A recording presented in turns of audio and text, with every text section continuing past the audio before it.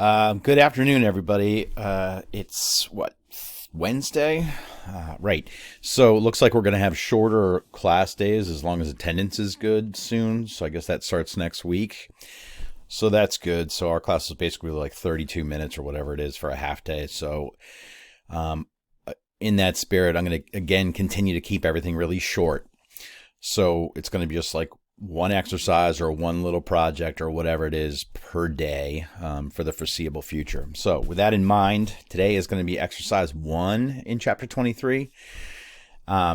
This is about the perfect tense again. So, right here it says muta tempus praesens in perfectum. Maybe you can figure out what that means, but if not, I'll tell you anyway.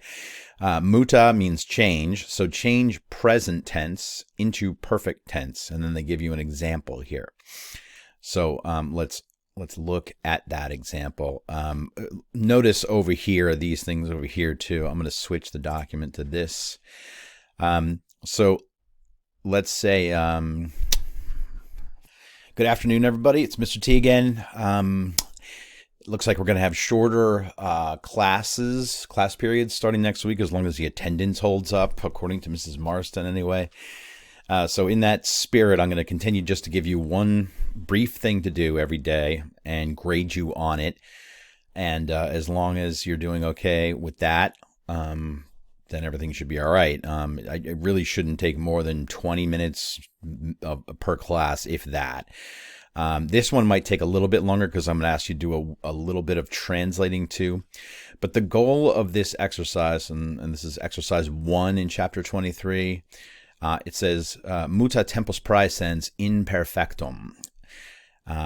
If you can't tell what that says, change the present tense, look at present time, but present tense into perfect tense. And then they give you an example here. But I'm going to switch documents real quick to just sort of show you how this works. I mean, you can obviously look at this example, and I think that's on the next page that I'm going to show you anyway. Notice over here, these forms.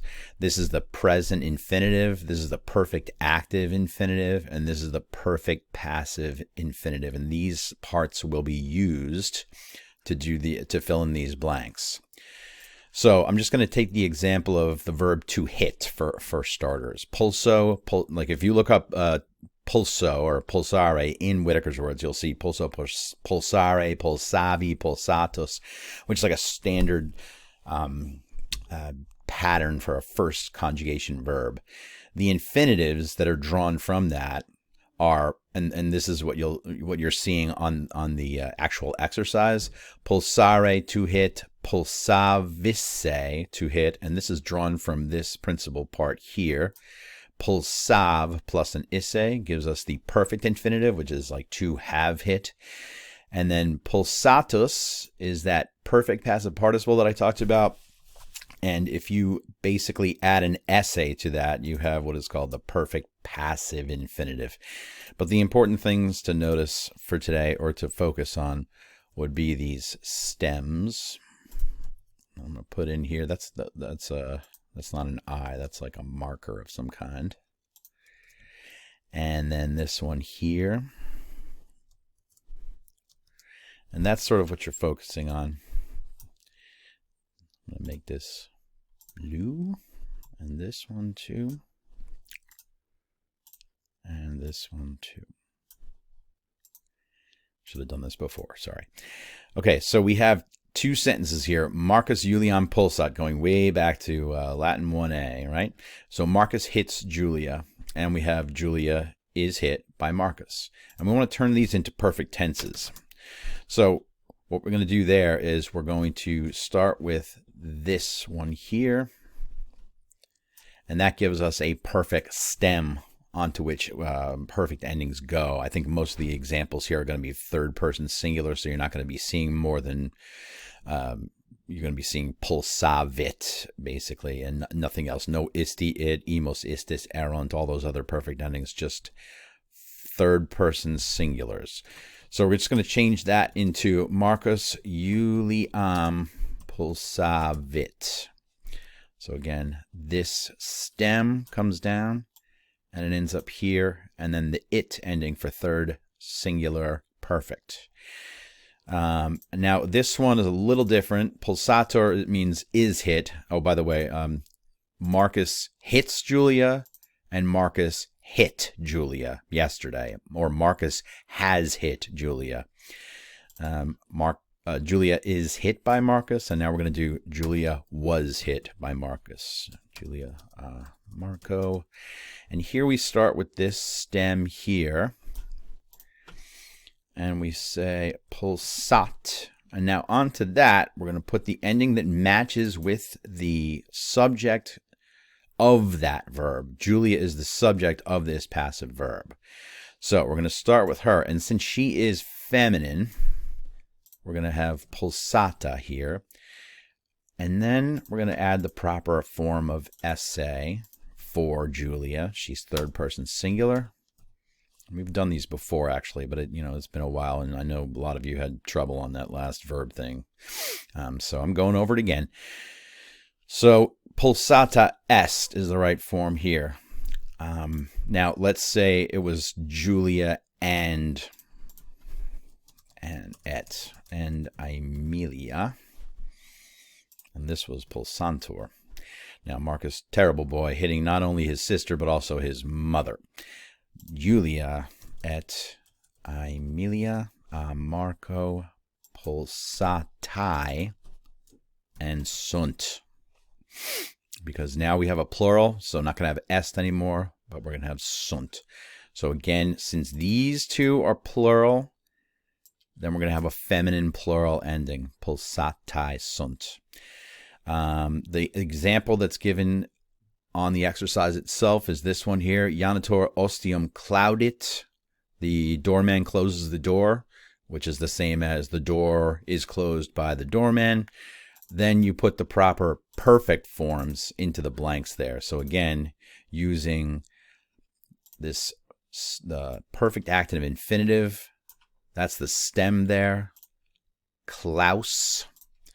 So we're going to put klausit.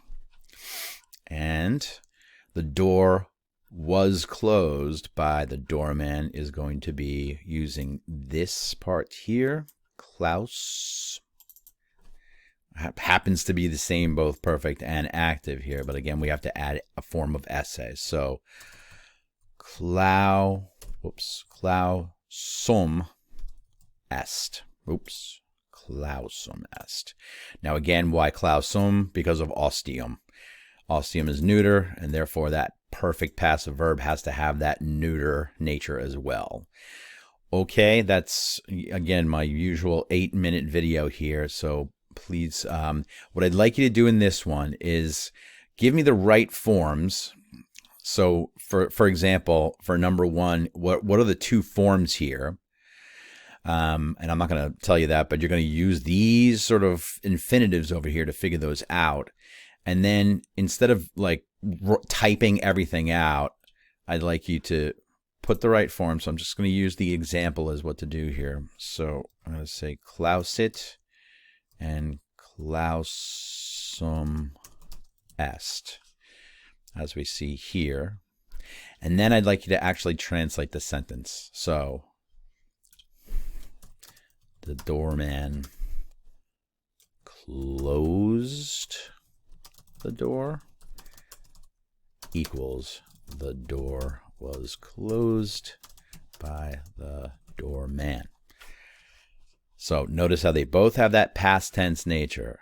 Closed and was closed, or has been closed is also okay there. So this will post at class time, and there are only 9 sentences to do. I'm going to remove this one. Just because we don't need the example in there. So you'll just start with number 1. Magister epistulam scribit. The teacher writes the letter, is the same as the letter is written by the teacher, but again with perfect forms, using that sort of formula that I gave you. Scribit, we can find down here. Scripsisse and scriptum esse are the two infinitives that you use as the starting point to fill in the correct endings here. Okay, so that's a 10-minute video. Sorry it's longer, but I thought I should explain this fully. Hope you do well. Please, again, email or whatever with questions, okay? I'm always here. Bye-bye.